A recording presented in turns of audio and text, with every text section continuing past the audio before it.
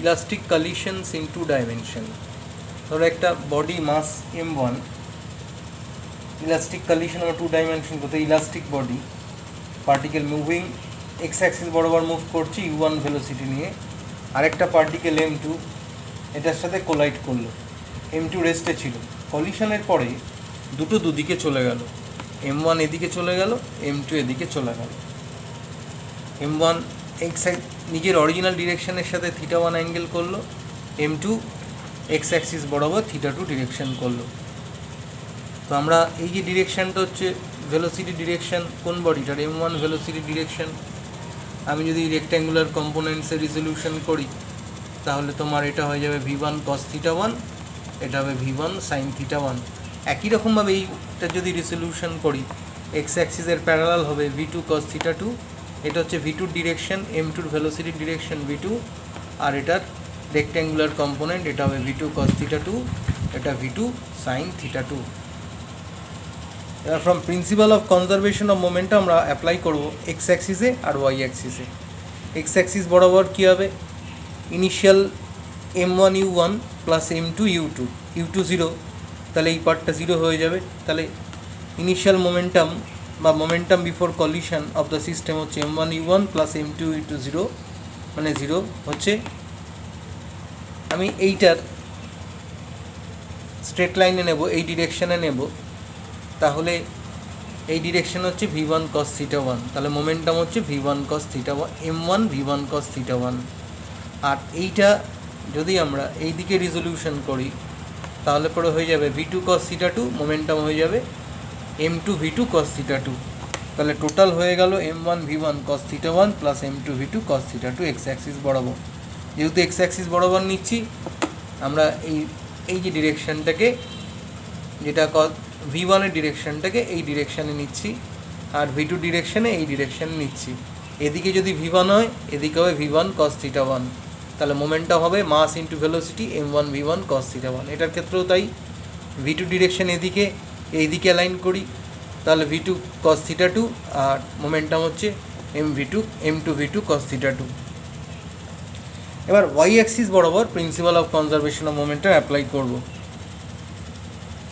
Y Axis বরাবর কী হবে, m1 v1 sin θ1 আছে, এই ডিরেকশান যদি এই দিকে অ্যালাইন করি তাহলে মোমেন্টাম হবে m1 v1 sin θ1, আর যদি এই পার্টিকেলটার এই দিকে যদি আমরা নিই এই দিকে, তাহলে এটার মোমেন্টাম হবে মাস ইন্টু ভেলোসিটি, মানে m2 v2 sin θ2। তাহলে এইটার অপোজিটে এটার অপোজিট, এটা একদিকে, একটা এদিকে যাচ্ছে তো একটা আরেকটা এদিকে যাচ্ছে, তাহলে ফ্রম প্রিন্সিপাল অফ এইদিকে তো কোনো ভেলোসিটি ছিল না, এইদিকে তো কোনো ফোর্স দেওয়া হয়নি, ওয়াই অ্যাক্সিস বরাবর ভার্টিক্যালি কোনো ফোর্স দেওয়া রয়েছে, কোনো ফোর্স দেওয়া হয়নি, তাহলে এর যে কম্পোনেন্ট এটা 0 হয়ে যাবে, ইনিশিয়াল কম্পোনেন্টটা 0। তাহলে m1 v1 sin θ1 এটা উপরে, আর এটা যেহেতু নেগেটিভ এটা যে মাইনাস m2 v2 sin θ2, এই দুটো ইকুয়েশন হলো। এবার কাইনেটিক এনার্জি কনজার্ভ থাকবে, যেহেতু ইলাস্টিক কলিশন ধরা হয়েছে, তাহলে half m1 u1 square is equal to half m1 v1 square plus half m2 v2 square. Half common নিয়ে দুপাশে কেটে গেলে m1 u1 square is equal to m1 v1 square plus m2 v2 square.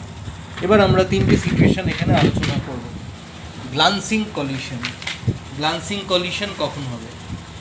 গ্লান্সিং কলিশনে কী হবে, incident পার্টিকেলটা মানে m1টা কোনো kinetic energy loss করবে না, আর scattered করবে প্রায় অলমোস্ট আনডিফ্লেক্টেড ওয়েতে, আর টার্গেট পার্টিকেলের যে কাইনেটিক এনার্জি মানে m2 সেটা 0 হয়ে যাবে।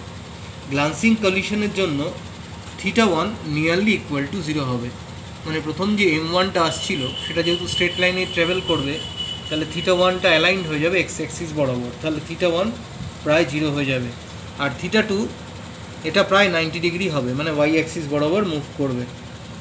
তাহলে θ2 যদি 92 হয়, 90 ডিগ্রি হয়, সাইন 90 ডিগ্রি মানে 0, তাহলে v2 সাইন 90 ডিগ্রি মানে v2 0 হয়ে যাবে, তাহলে v2র ভ্যালু হয়ে যাবে তোমার 0।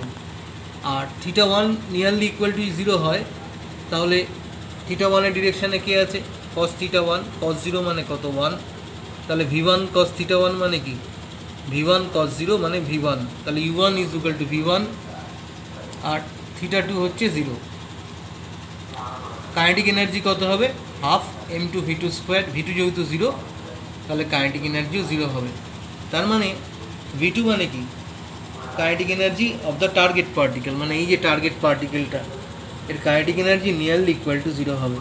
তাহলে যে দাঁড়িয়ে ছিল সে দাঁড়িয়েই থাকবে গ্লান্সিংয়ে, শুধুমাত্র তোমার m1টা এসে m2কে স্ট্রাইক করে ওয়াই অ্যাক্সিস বরাবর চলে যাবে, আর এক্সটা তোমার টার্গেট ইউ1টা হয়ে যাবে তোমার v1। ইউ1 যদি v1 হয়ে যায়, আগেই বলেছি ইউ1টা v1 হবে, কেন হচ্ছে, কারণ v1 cos θ1, cos θ1 ভ্যালু হচ্ছে 0, তাহলে ইউ1 হচ্ছে v1 হয়ে যাবে। তাহলে kinetic energy of the target particle হয়ে যাবে অলমোস্ট ইকুয়াল টু 0। তাহলে ইনসিডেন্ট পার্টিকেল কোনো কাইনেটিক এনার্জি লস করবে না, আর স্ক্যাটার্ড করবে অলমোস্ট আনডিফ্লেক্টেড ওয়েতে। এরপর যেটা আসছে সেটা হচ্ছে head on collision. Head on collision মানে কি, এই কলিশনে টার্গেট পার্টিকেলটা ইনসিডেন্ট পার্টিকেলের ডিরেকশনে মুভ করে, তাহলে θ2 ভ্যালুটা 0 হয়ে যাবে। তখন θ2 যদি 0 হয়ে যায়, cos 0 মানে আমরা জানি 1, আর sin 0 মানে 0, তাহলে প্রথম ইকুয়েশনটা হয়ে যাবে m1 u1 = m1 v1 cos θ1, cos 0 value মানে 1, তাহলে m1 v plus m2 v2, v2 m2 v2 রয়েছে, তাহলে তোমার এটা দাঁড়াবে m2 v2 m1 v1 cos θ1 plus m2 v2 cos θ2। cos θ1 যা আছে তাই থাকবে, আর m2 v2 cos θ2 আমরা জানি θ2 হচ্ছে 0 ডিগ্রি, তো θ যদি 0 হয় cos 0 মানে 1, তাহলে ইকুয়েশনটা দাঁড়াবে m1 v1 = m1 v1 cos θ1 plus m2 v2। তাহলে দ্বিতীয়টা দেখো, যদি আমরা আরেকটা নিই, মানে সেকেন্ড ইকুয়েশনটা নিই, m1 v1 sin θ1 হচ্ছে m2 v2 sin θ2, তো m2 v2 sin θ2 sin 0 ডিগ্রিতে যেহেতু 0, তাহলে m2 v2 × 0 0 হয়ে যাবে, তাহলে পড়ে থাকবে 0 = m1 v1 sin θ1। তাহলে হেড অন কলিশনের জন্য এই দুটো কন্ডিশন স্যাটিসফাইড হবে, নিউমারিক্যাল করার সময় কাজে লাগবে। আচ্ছা, তার মানে ব্যাপারটা দাঁড়াচ্ছে কাইনেটিক এনার্জি রিমেইনস আনচেঞ্জ থেকে যাচ্ছে। এরপর যেটা করব সেটা হচ্ছে elastic collision of two identical particles.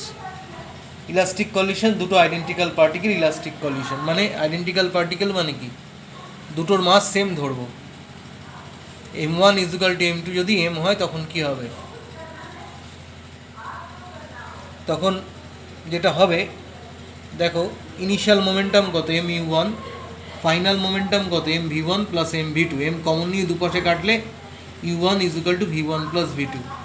আমরা যদি u1 এর ডট প্রোডাক্ট করি তাহলে, আর u1 এর যদি v1 প্লাস v2 বসাই, তাহলে আমার ডট প্রোডাক্টটা ভালো করে দেখো, u1 স্কোয়ার হচ্ছে v1 square plus v2 square এলো। এবার এখান থেকে যদি m কমন নাও লাস্ট ইকুয়েশন থেকে, দিয়ে দুপাশে কেটে দাও, দুটোই m ভাবো, কারণ এখানে দুটো মাস ইকুয়াল নিয়েছি, তাহলে m1 u1 স্কোয়ার সেটা m আছে, m1 v1 স্কোয়ার ইকুয়াল মাস হলে m আছে, m2 v2 স্কোয়ার ইকুয়াল মাস হচ্ছে m আছে।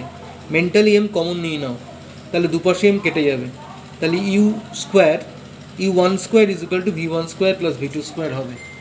এই v1 স্কোয়ার প্লাস v2 স্কোয়ারের জায়গায় u1 স্কোয়ার বসাও, সাইড চেঞ্জ করলে 2v1 v2 0 হবে, তাহলে dot product of v1 R v2 0 হবে। ডট প্রোডাক্ট 0 মানে কি, ডট প্রোডাক্ট 0 মানে v1 আর v2 এর অ্যাঙ্গেল হচ্ছে 90 ডিগ্রি, তাহলে দুটো আইডেন্টিক্যাল পার্টিকেল একটা রাইট অ্যাঙ্গেলে মুভ করবে after elastic collision in two dimension. এটাই হচ্ছে আমাদের আলোচ্য বিষয়।